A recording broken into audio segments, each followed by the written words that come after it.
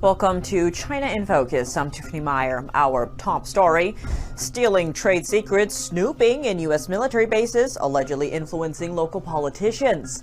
A report says Chinese espionage is growing on U.S. soil. We have an overview. A Chinese intel officer has been running a U.S. defense contract company for 20 years. How did this happen? Nicholas Eftimiadis, retired senior intelligence officer, breaks it down. We have a person, Wang Jie, who has association and contact with very high-level Chinese, including with the Ministry of State Security, and appears all the way up to Xi Jinping. Chinese app TikTok available again from the Apple and Google app stores. Will the social media get banned, or will it find a U.S. buyer before time runs out? And insiders from China's disease control and detection system told us people have died from bird flu in China. And one of them says some provinces have already built isolation facilities to contain the virus.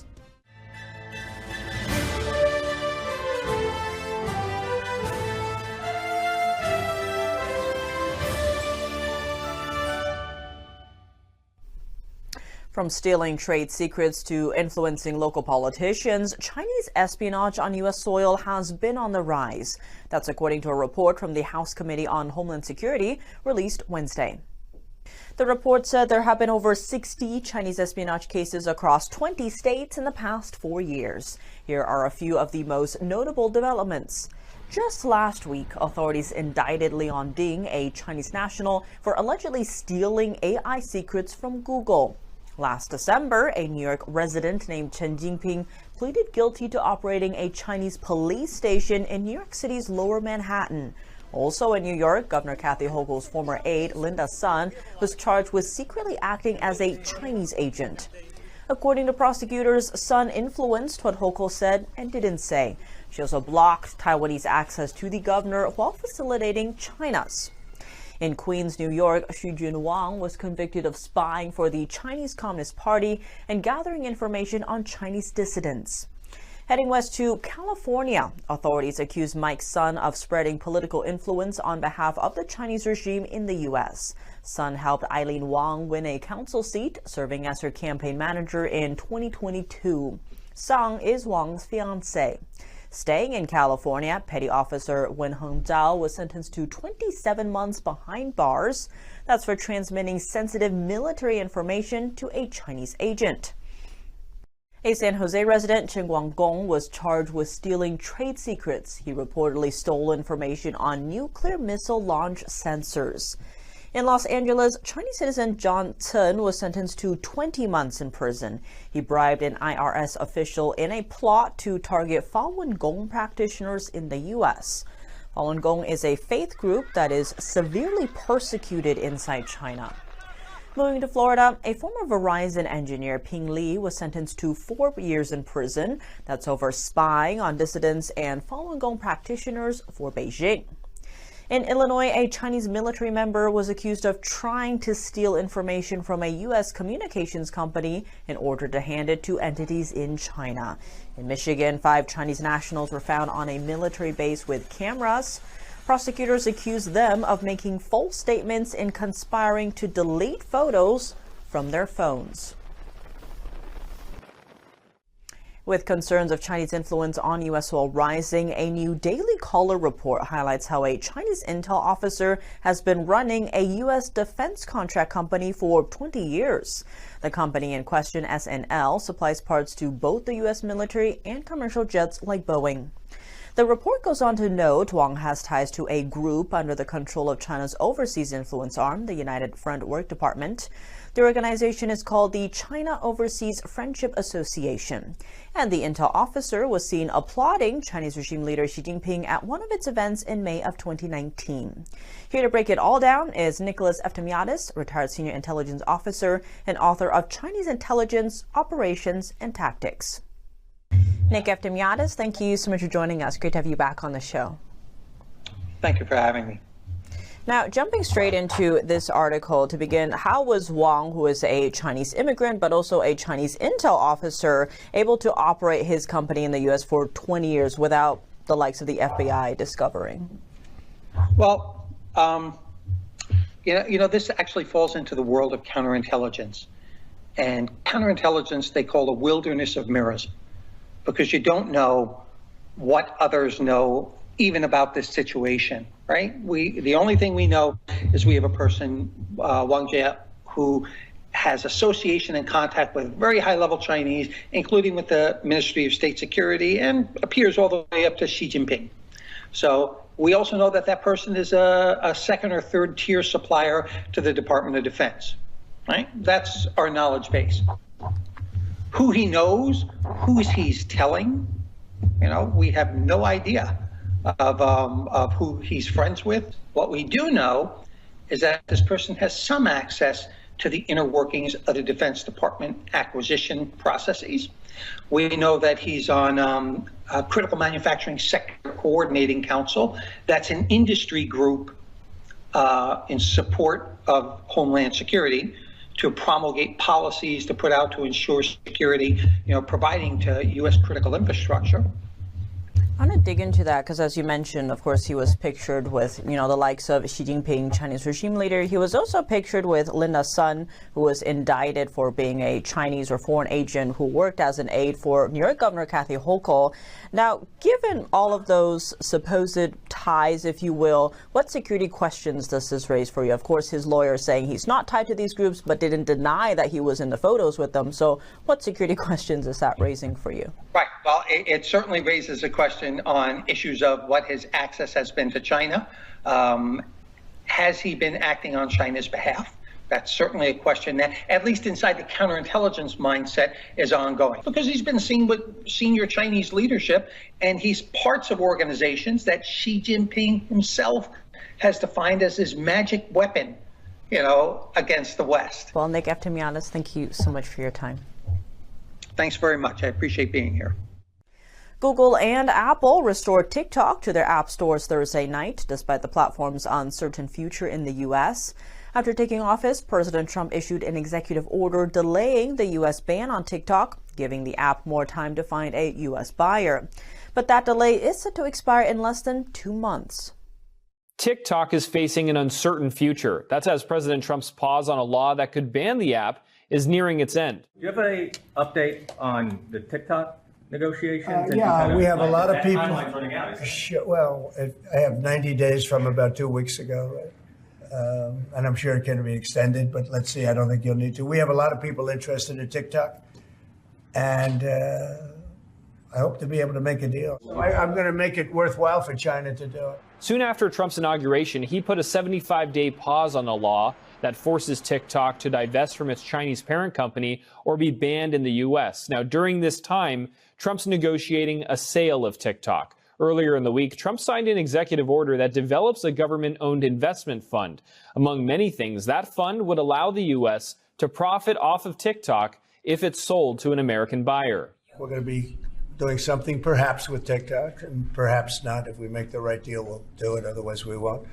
But I have the right to do that, and we might put that in the sovereign wealth fund, whatever we make, or if we do a partnership with very wealthy people. TikTok has faced scrutiny over national security and data privacy concerns, as Chinese law requires TikTok and all other companies in China to hand over data to the regime upon request. Now, we're also seeing lawmakers working to ban AI chatbot DeepSeek, which is owned by a Chinese company. DeepSeek self-censors information about China's human rights abuses. Try searching, for example, the Tiananmen Square massacre or Chinese leader Xi Jinping's name on it, and it comes up with the same results, that it cannot answer that question and ask something else. That's why Democratic Congressman Josh Gottheimer and Republican Congressman Darren LaHood have introduced legislation to ban DeepSeek from government devices. The CCP, the Chinese Communist Party, has one intention. They're our number one adversary, and their intention is to spew disinformation and to ensure that our democracy's best days are behind us, not ahead of us. Obviously, we believe we've got to do everything we can to protect our country, and especially to ensure that the Chinese Communist Party is not using disinformation or collecting data on Americans to try to undermine our country. Both in the case of DeepSeek is where we see concerns. I think we both saw that in the case of TikTok, and I think it's overwhelming and clear. As the March deadline for the extension on TikTok nears, questions remain on the future of the Chinese-owned app. Reporting by Jack Bradley, NTD News. We have more updates on the H5N1 virus situation inside China. H5N1 is a strain of avian influenza, bird flu. It largely infects poultry birds, with some cases in humans. An employee of China's Disease Detection and Control System told NTD that people have died from H5N1 bird flu in northern China's Shanxi province, though the number of the deaths is difficult to calculate due to the Chinese regime's strict censorship. Another person working for a face mask manufacturer in China told us that isolation facilities have been built in multiple provinces. He previously said that he has seen at least 100 H5N1 cases. Besides local reports, official actions are also being taken. Let's zoom in on one district in Shanxi. Based on the official website of the area's local CDC, officials started an assessment last month to track human infections of avian flu. It's worth noting that the Chinese CDC's reports strongly contrast with what insiders are telling us. As of now, the Chinese state-owned agency said there are no cases of H5N1 bird flu in the country. We will keep you updated as the situation develops.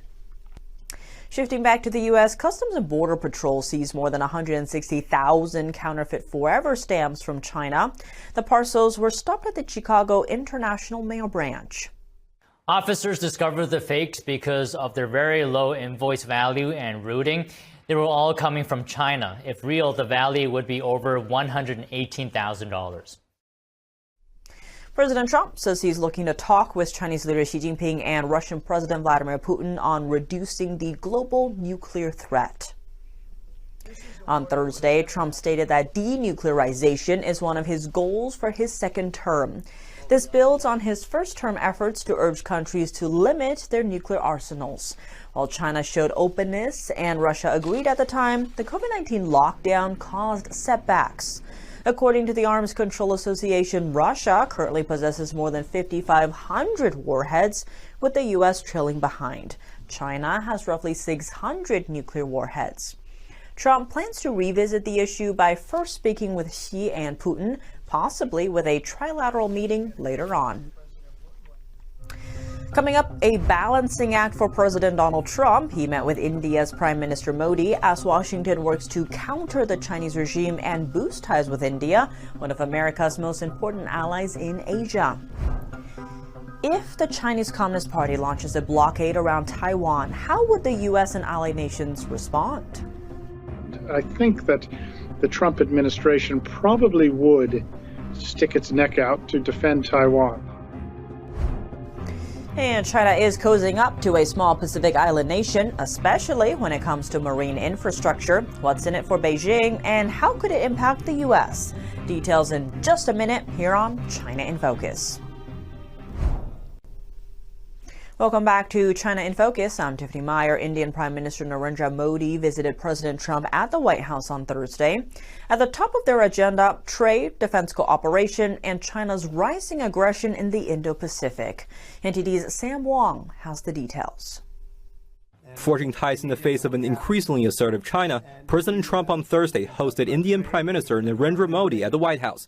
The two discussed Trump's reciprocal tariffs and plans to boost U.S. defense and energy sales to India. They're going to be purchasing a lot of our oil and gas. We have more oil and gas than any other country in the world by far. It's very important that we remain united as countries. We're friends and we're going to stay that way. The White House has suggested a new defense framework between the U.S. and India. As part of the deal, India will ramp up purchases of American technology, and the U.S. will prioritize India as a main importer of American natural resources.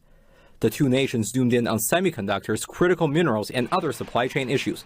These are areas that China is seeking to dominate. Starting this year, we'll be increasing military sales to India by many billions of dollars. We're also paving the way to ultimately provide India with the F-35 stealth fighters. Earlier on Thursday, Modi also met with tech billionaire Elon Musk and White House National Security Advisor Mike Waltz. Musk has long been looking to bring Starlink to India, but so far to no avail. Though Trump often criticizes India over issues like illegal immigration and its trade deficit with the U.S., the two leaders have maintained a cordial relationship in public. Now the administration says it's hoping to announce a fair trade deal for both countries.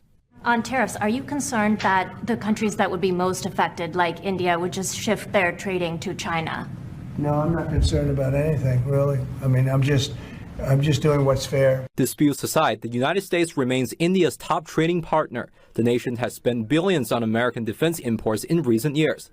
Geopolitically, India is a member of the Quad Alliance, a strategic partnership with the U.S., Japan, and Australia. The coalition shares common concerns about China's malign activities in the Indo-Pacific region. Sam Wang, NTD News, Washington, D.C.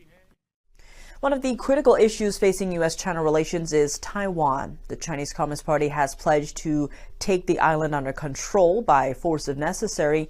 If Beijing attempted to take over the island, how would the U.S. respond? We spoke with retired Marine Colonel Grant Newsham for his take. He's a senior fellow at the Center for Security Policy. Grant Newsham, thank you so much for joining us. Great to have you back on the show. I'm glad to be here.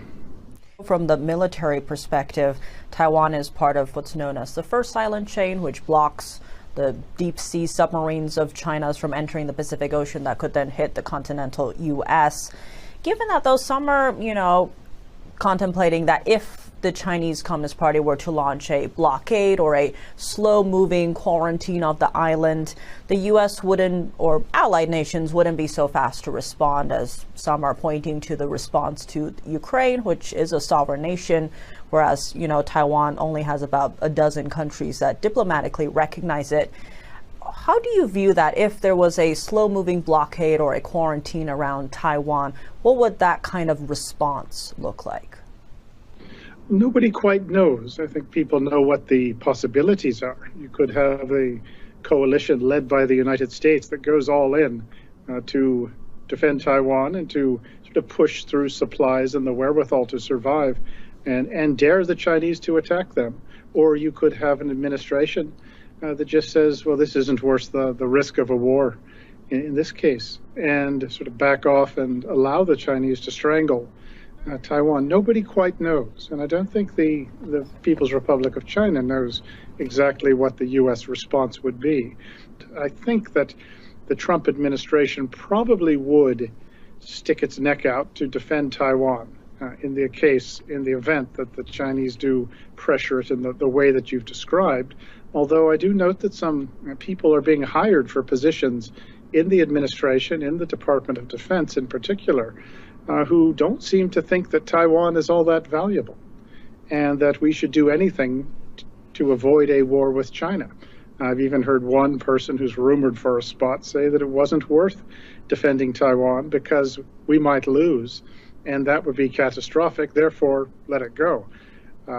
It is surprising some of the people that seem to be getting hired for these positions. But if you look at Marco Rubio, the Secretary of State, Mike Waltz, the National Security Advisor, and Pete Hegseth in Department of Defense, these people are very clear about the threat from China and the importance of Taiwan, but you have to look at the other people in an administration. So the answer I would give is we just don't know. But I think Xi Jinping would be rolling the dice if he were to try to go after Taiwan. And once a war starts, it never quite ends up the way anybody thinks it would. Now, speaking of this being a global conflict, there's also been maybe focus on that region where you see Japan increasing its defense spending past the more pacifist phase it had after World War II. You actually have a chapter in Matt Pottinger's book, The Boiling Moat, where you talk about Japan and some officials inside Japan saying that the Taiwan issue is actually a Japanese issue and that Japan can't just wait for the U.S. Talk to us about that and what the Japan-U.S. relationship means for that region. Well, in Japan, there is a phrase you will hear a lot, which is Taiwan's defense is Japan's defense. You'll hear that all the time.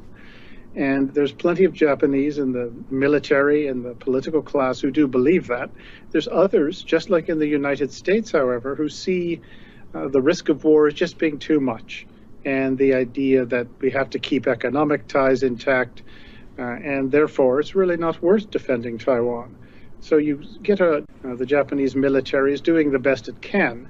It's not doing everything it can do, but it's doing the best it can for now to try and get ready for a fight. I don't believe, however, that it's ready. For example, it doesn't have adequate war stocks, necessary ammunition, hardware, casualty handling facilities. It doesn't have a good reserve system, and it perhaps doesn't even have the plans to respond to a fight on Taiwan. Also, the ability of the Japanese military to operate with the United States forces is very limited. And considering how many decades the defense alliance has been in place, it's scandalous. The exception. Well, Grant Newsham, thank you so much for your time. Well, thanks very much. Glad to be here. China's premier is eyeing a small nation in the Pacific, the Cook Islands. He met with the country's leader Friday in China and zeroed in on marine infrastructure during their talks on cooperation. It's a familiar pattern the Chinese regime has used to grow influence in the Pacific region and worries larger Pacific players like Australia and New Zealand. Brown's trip to China is the first by a leader of the small South Pacific nation in a decade. Officials in New Zealand say the Cook Islands did not properly communicate about the visit or its agreements. The Cook Islands has a special political relationship with New Zealand, and its inhabitants are considered New Zealand citizens. For the United States, the Pacific Island nations are of great strategic importance, especially in countering the Chinese Communist Party's ambition to expand its global influence. That's all for today's China in Focus. I'm Tiffany Meyer. If you have any feedback on the show or have something you'd like to see us cover, send us an email at chinainfocus@ntd.com. We'd love to hear from you. For round-the-clock original news coverage, visit us at ntd.com or download our NTD app. Thanks for watching. See you soon.